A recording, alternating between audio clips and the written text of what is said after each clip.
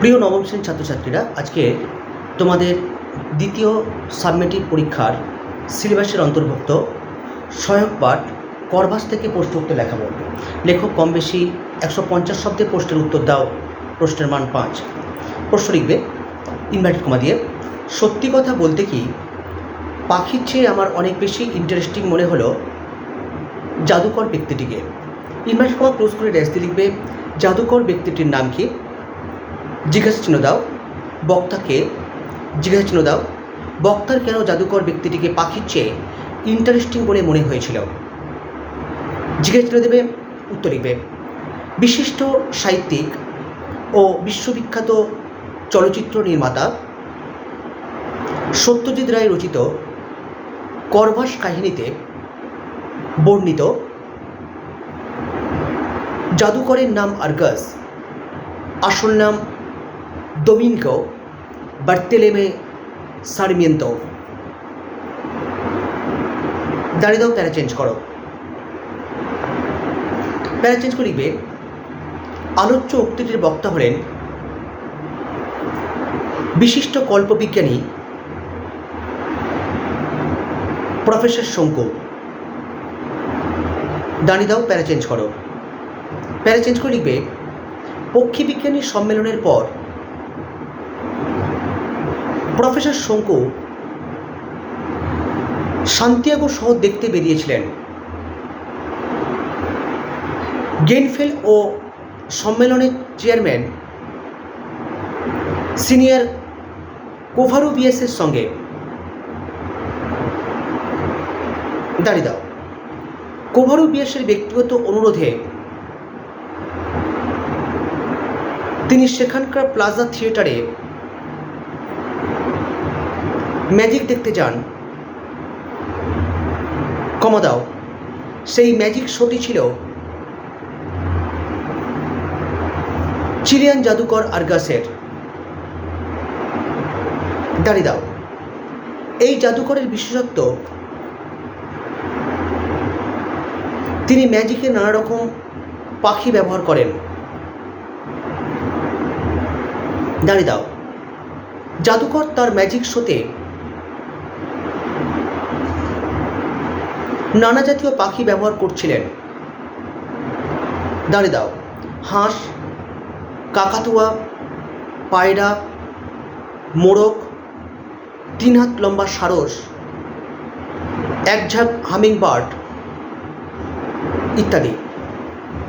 দাঁড়িয়ে দাও, পাখিদের চেয়েও জাদুকরকে বেশি ইন্টারেস্টিং মনে হচ্ছিল প্রফেসর শঙ্কুর। দাঁড়িয়ে দাও, টিয়া পাখির মতো নাক, মাঝখানে সিঁথি করা, টান করে পিছনে আঁচড়ানো নতুন গ্রামোফোন রেকর্ডের মতো চুল, চোখে মাইনাস পাওয়ারের চশমা, তার কাঁচ এতটাই পুরু যে চোখের মণি দুটোকে তীক্ষ্ণ বিন্দুর মতো মনে হয়। দাঁড়িয়ে দাও, লোকটি লম্বায় 6 ফুটেরও বেশি। কমা দাও, হাত দুটো শীর্ণ, কমা সেই হাতের ভঙ্গিমাতে সম্মোহিত করে দর্শকদের।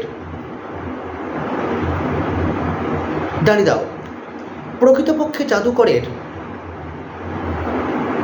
জাদু উঁচু মানের ছিল না। কমা দাও, কিন্তু তার চেহারা ও উপস্থিতি